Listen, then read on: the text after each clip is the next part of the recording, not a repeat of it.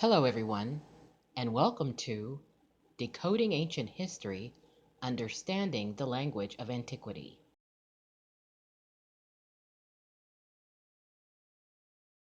An ancient artifact has been interpreted, deciphered, and decoded. The artifact contains multi-layered messages of a metaphysical, spiritual, and technical nature. This artifact of great antiquity reads like a book in stone, a book that can be equated to a technical or engineering manual in stone. Having interpreted, deciphered, and decoded this particular artifact, I am curious as to whether or not certain individuals can bring unique perspectives to this endeavor and contribute to a broader discussion.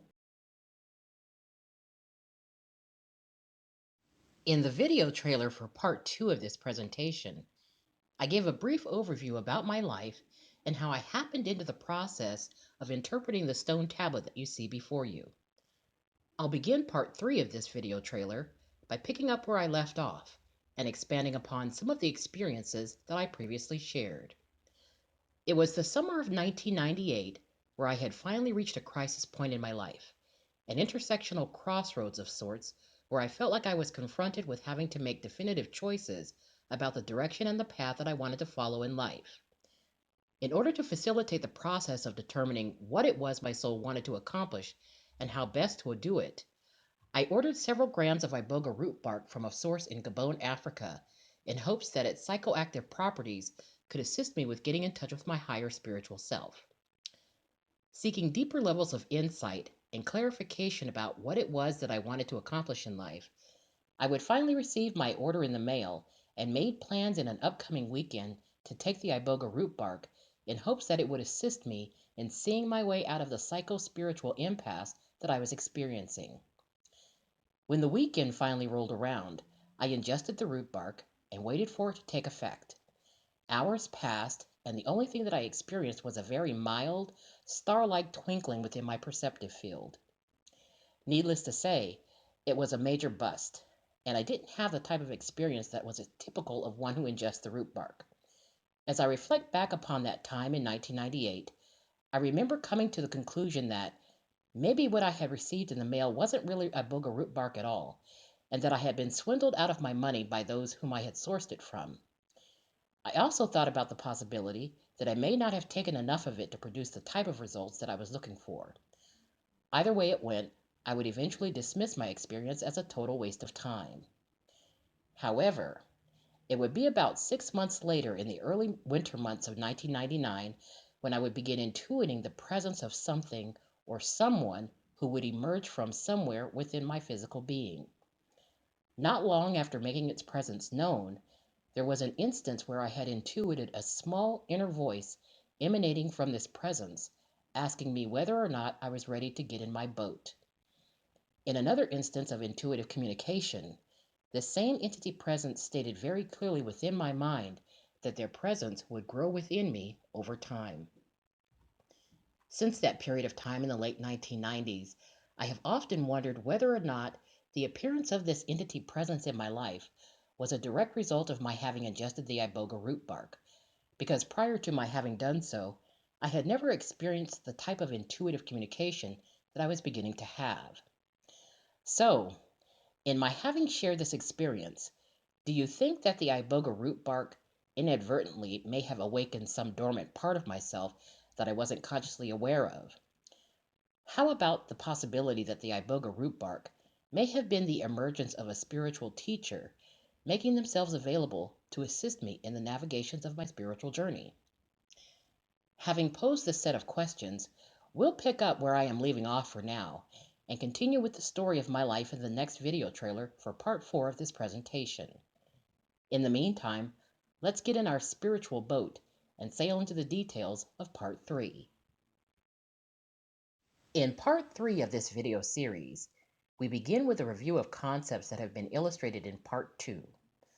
With that said, I have developed this multi-part presentation in such a way so that each successive part within the video series gradually builds upon concepts that have been previously demonstrated within each of the preceding parts. So we'll begin by recalling that there are several component parts that are configured within the tree of life, and that one of these structural components is associated with the concept of duality.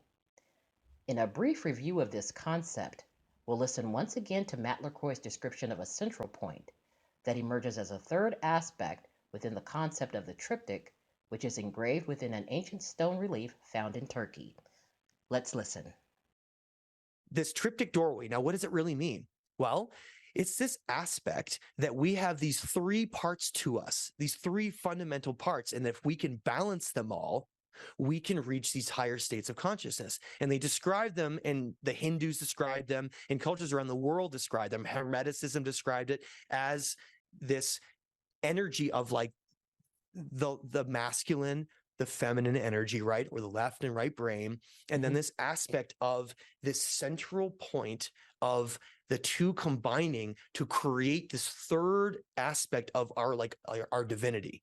And what it means is they're trying to show us these doorways. They're showing this left and right doorway that if those are balanced in harmony, then there's this third doorway that unlocks within us through this kundalini energy off our spine and this aspect of energy that we almost emerge and blossom and flower. From the perspective of creation, the central point that Matt speaks of is illustrated within this petroglyph as a component part of the foundation around which everything is built. It was during the process of interpretation that the inner core of the tree of life emerged as a frame-by-frame stacking of 12 orbital spheres, which surround this structural component of foundation and the central point that Matthew Lacroix speaks of. Having said that, let's listen to what Billy Carson has to say about the existence of dimensions and the stacking of dimensions one atop the other in his interview with David Ferrugio. Well, there's life in every dimension. We know that the universe itself is comprised of at least 11 dimensions, according to theoretical physicists, like Michio Kaku, for example. Otherwise, the universe would actually collapse. The numeric models would say that it would literally collapse on itself. We also discovered at the Brain Institute about 4 years ago that the human brain connects to 11 dimensions. So we see this connection between the brain and the universe, both having connectivity to higher dimensions. And so in each dimension is a realm. And all these dimensions are stacked directly on top of each other. We're sitting with dimensions stacked on top of us right now. They're compactified less than one Planck unit away from the next one in a 90-degree angle. And so that means that what's keeping us from getting into higher dimensions is nothing but a frequency. So if you can match the frequency or vibration of a higher dimension, you can walk right in, which could explain paranormal activity in our realm. So to summarize, Billy states that the universe is comprised of at least 11 dimensions according to theoretical physicists, and that according to the Brain Institute, they have determined that the human brain is connected to at least 11 dimensions. He further states that there is a connection between the brain and the universe, and that they both have connectivity to higher dimensions. Billy goes on to describe each plane of dimension as a realm of existence, stating that there is life in every dimension, and that all of these dimensions are stacked directly on top of each other, less than one Planck unit away from the next one. When I happened upon this interview between David Ferrugio and Billy Carson, and had listened to Billy's description of the planes and realms of dimension and existence, what immediately came to mind were the configurations of illustration that I had created during the process of interpreting this petroglyph. I couldn't believe the fact that his description sounded a lot like the structure for the inner core of the Tree of Life. But what really got my attention was when Billy stated that these dimensions are stacked directly on top of each other, less than one Planck unit away from the next one. At this point, I was sort of spooked, because his stating that these dimensions are stacked directly on top of each other sounded a lot like the frame-by-frame stacking of 12 orbital spheres, which surround the structural component of foundation upon the Tree of Life. Having said that, I am really curious as to whether or not there is a connection between what I have interpreted and what Billy has described.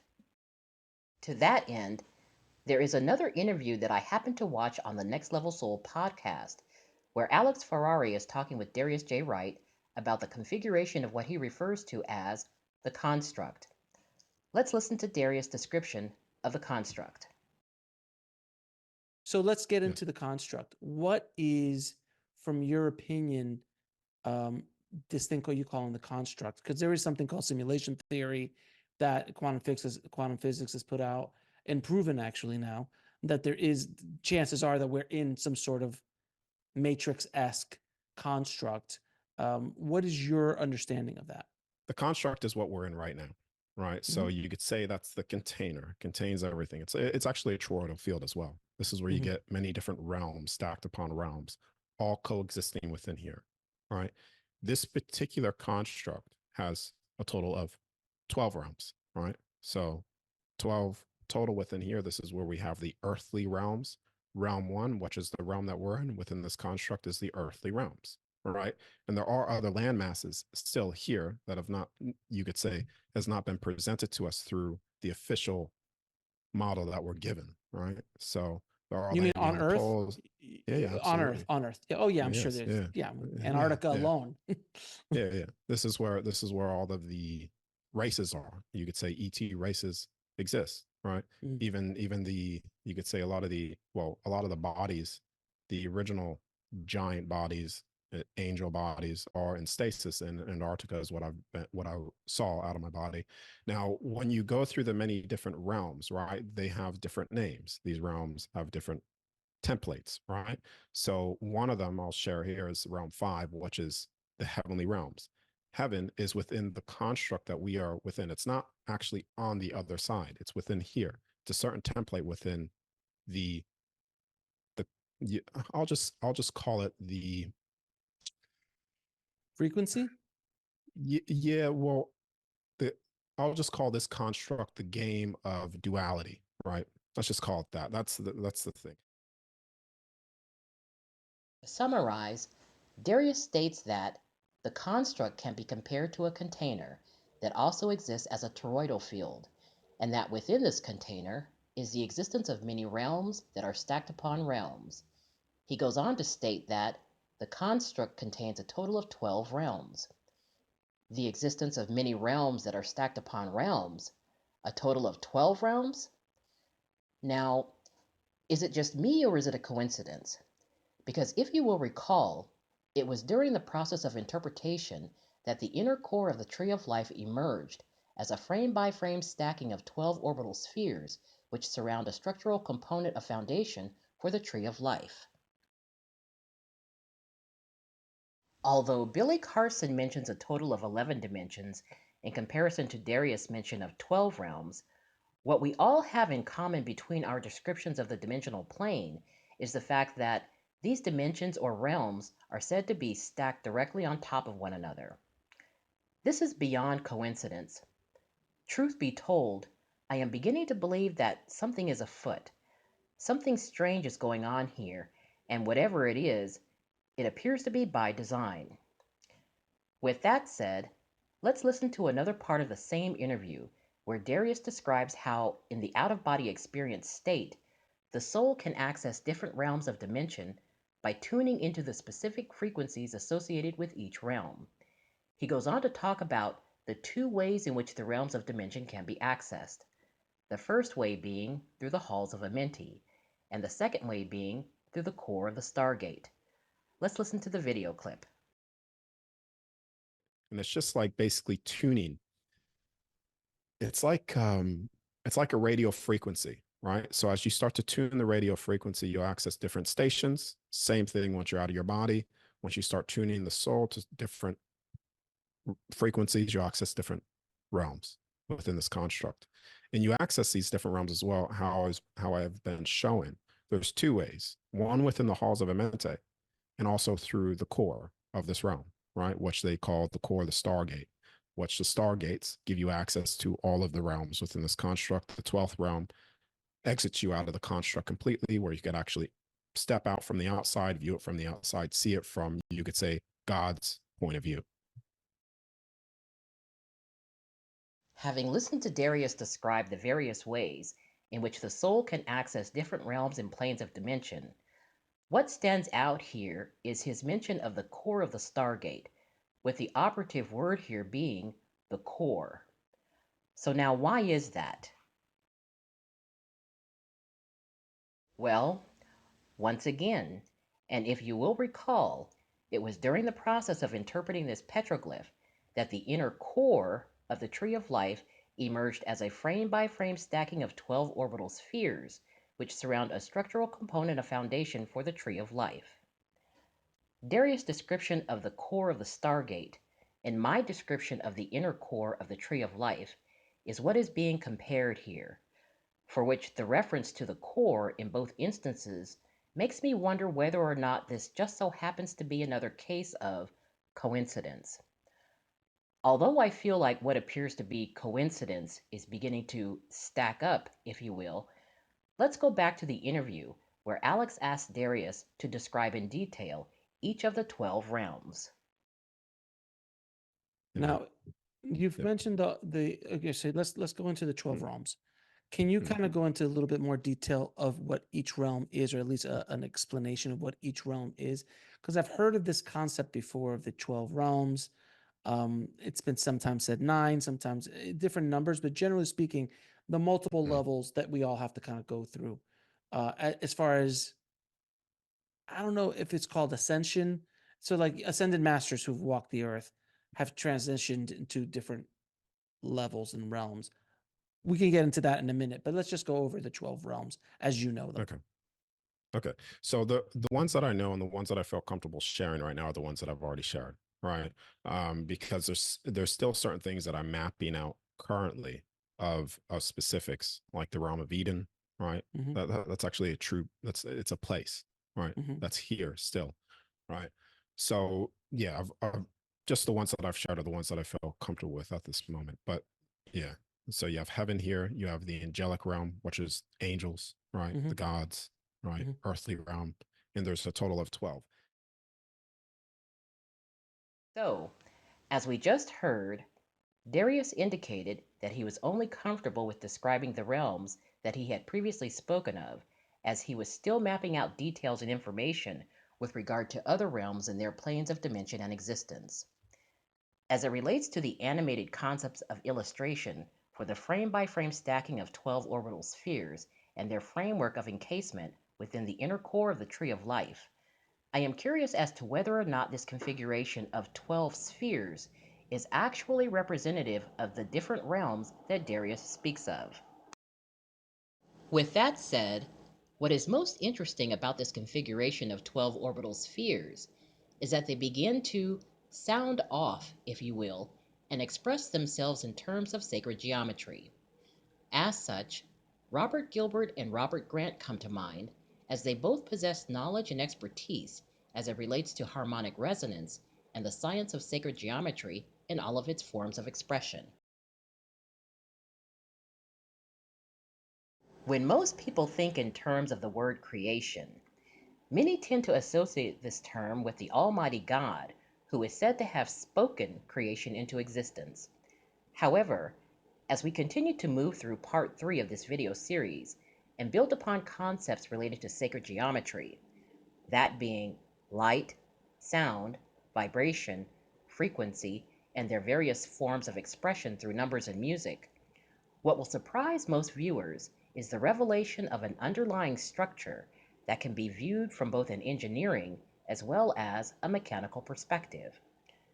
During the process of interpreting this particular message from within the petroglyph, I was quite surprised about the emergence of this structure. What immediately came to my mind was a vintage episode from the television series Star Trek. Having said that, it would be interesting to see the reaction of the following individuals if any of them ever get the opportunity to watch this particular portion of Part 3. I would love to be a fly on the mental and emotional wall within each of their minds as they view the expression of this structure from the spiritual perspective of divine creation. Next up, we'll take a brief look at a video where Praveen Mohan demonstrates the use of an instrument that he developed for the purpose of identifying patterns and symbols that are produced by different sounds. What I found most interesting about this video is that one of the sounds that Praveen makes not only produces the symbol of infinity, but it is also the same sound that is produced by the preceding structure that emerges from within the interpretation of the petroglyph. Let's listen to the video clip. Okay, so it is a scientific fact that sounds can alter your body and mind. It's not a myth. Ancient Hindus used the same concept and created mantras. By chanting certain sounds in certain frequencies, you can alter the mind and body. Okay, now let's try Om mantra and see how it visually looks, okay? Because Om is considered the mantra of all mantras. It is considered the frequency of all beginnings and ends. So let me chant the Om mantra through the cylinder and see what happens. Let's find out. Om, Om. I could see something like an infinity, guys. I don't know. I could see a sign like an infinity, which is weird. You see this? It looks like infinity, or like a, sometimes even DNA strand. That's odd. Let me turn off the lights, and I'm gonna see if we can get a better look at this, because this is really interesting.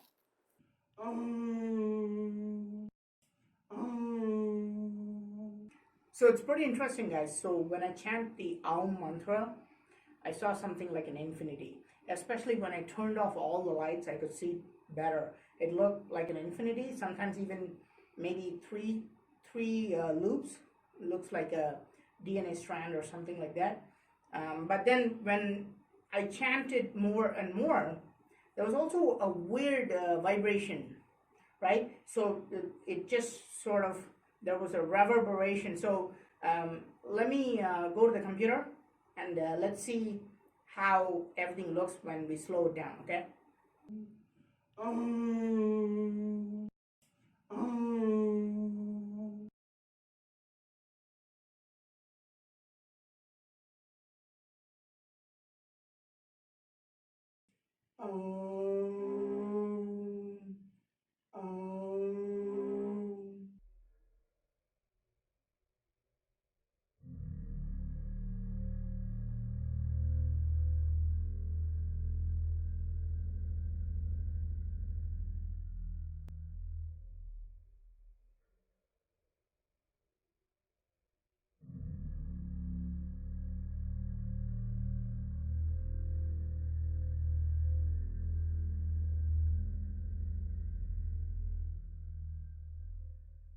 So I slowed this footage down, and you can tell that an interesting infinity symbol shows up when I chant Om.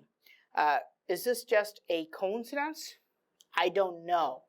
It's really weird because according to ancient Hinduism, Om is the sound of infinity and beyond. This is why Om is called Pranava mantra, or the primordial mantra, or the sound of the universe. Please let me know what you think about why Om looks like infinity. Is there a connection, or is this just a bizarre coincidence? The fact that the infinity symbol is produced when chanting the Om mantra appears to reinforce specific concepts related to the structure that reveals itself from within this stone tablet. Up to this point in the presentation, we have spoken about two structures that have revealed themselves during the process of interpreting this petroglyph. As there is the existence of a third structure, let's refer to Graham Hancock and his knowledge of ancient Egyptian building structures and their various styles of architecture. Throughout his career as a journalist and an independent researcher, Graham Hancock has traveled to Cairo, Egypt, and its surrounding cities to conduct research into ancient Egyptian society and culture. As such, he is very familiar with many of the ancient temples and buildings of construction that exist throughout Egypt. Because this petroglyph has revealed the existence of a third structure that emerges as a two-in-one configuration of construction, I am curious as to whether or not Graham Hancock would be familiar with such a formation. When I initially looked at this third structure in its emergence from within the stone tablet, certain historical and biblical narratives came to mind.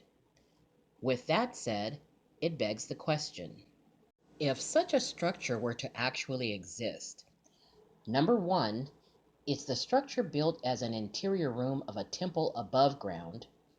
Or, number two, is the structure built as an interior room of a temple located below ground? And finally, number three, is the structure built as an interior room of a pyramid located either above or below ground? If this structure does in fact exist, I suppose it remains to be seen. Do you think there's going to be a place like what would be your dream thing to discover, like Göbekli Tepe, that says a definitive like perturbation to our understanding of Ice Age history? Some kind of archive, some kind of hall of records. There's both mystical associations with the Hall of Records at Giza from people like the Edgar Cayce organization. There's also ancient Egyptian traditions which suggest that something was concealed beneath the Sphinx. This is not an idea that is alien to ancient Egypt. It's quite present in ancient Egypt. So far as I know, nobody has dug down beneath the Sphinx, and of course, there's very good reasons for that. You don't want to damage the place too much. But let's call it the Hall of Records. I'd love to find that. As it relates to the structure in question, additional details related to what appears to be a foundational layout of the underworld also emerge from within the petroglyph. Based upon the labels of description that surround the layout of this underworld, I am reminded of certain details regarding Darius' description of the construct. So let's go back to the interview with Alex and Darius, where they talk about specific details related to the construct and the foundational layout of the 12 realms. Now, you've mentioned the halls of Amenti a few times. What the heck is the halls of Amenti? Is it like the halls of the Akashic records? Can you explain to us what that is? Okay, so the halls of Amenti are like, when I talk about the halls of Amenti or the heavenly records, the cathedrals, these are just records, you could say, like a universal record database. It's like a in other terms, it's like a hard drive, right? That contains all of the cloud. Yeah, the cloud contains all the history of what has taken place through the realm through that time period as well.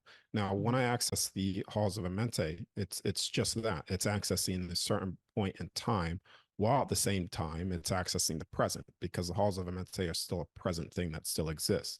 All exists here, which could be accessed, you see. So there still are beings there in the present time that are still, there, right? But they hold an entire database of records within the Egyptian and Atlantis time event, right?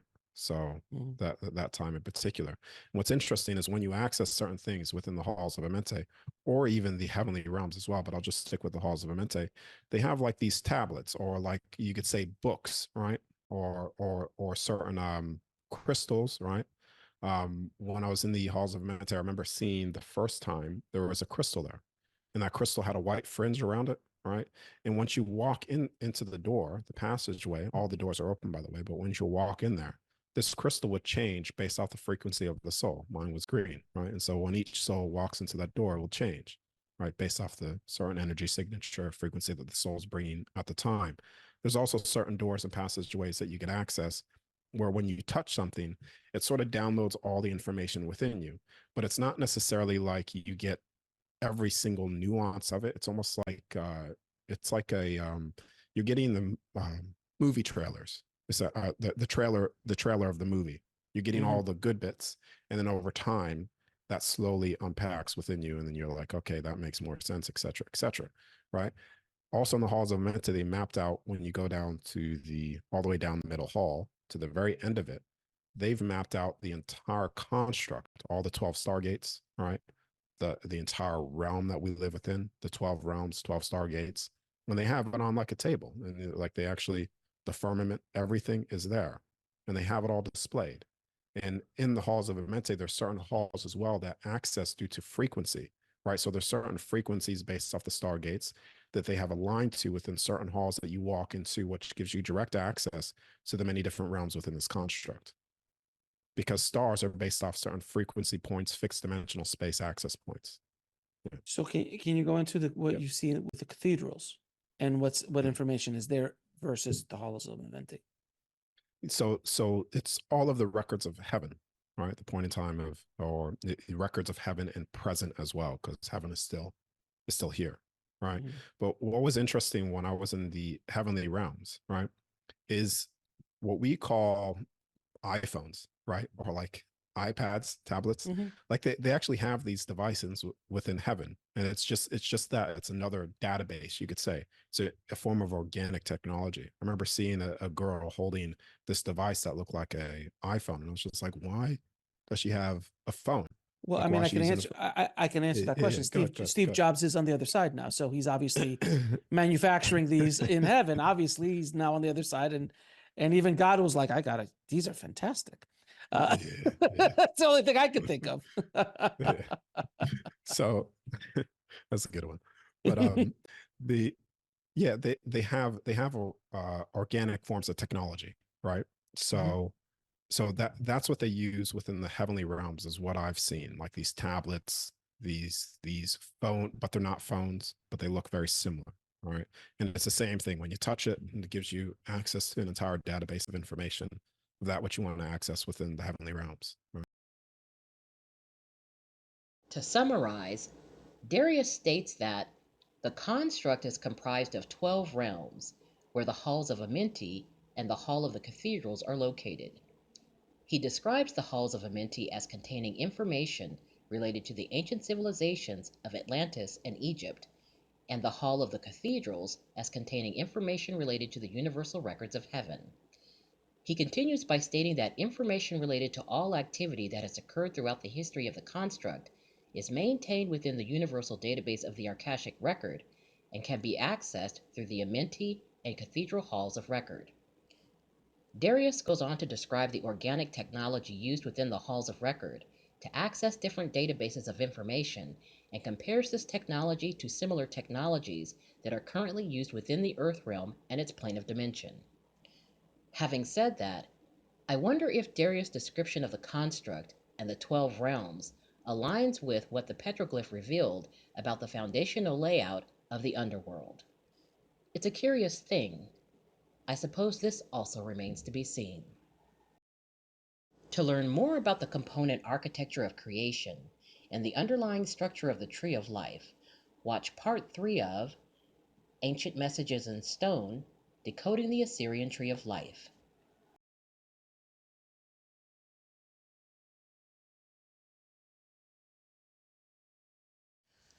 Well, that's it for this video. Please be sure to like, share, subscribe, and don't forget to hit the notification bell to be notified when we post new videos. Until next time.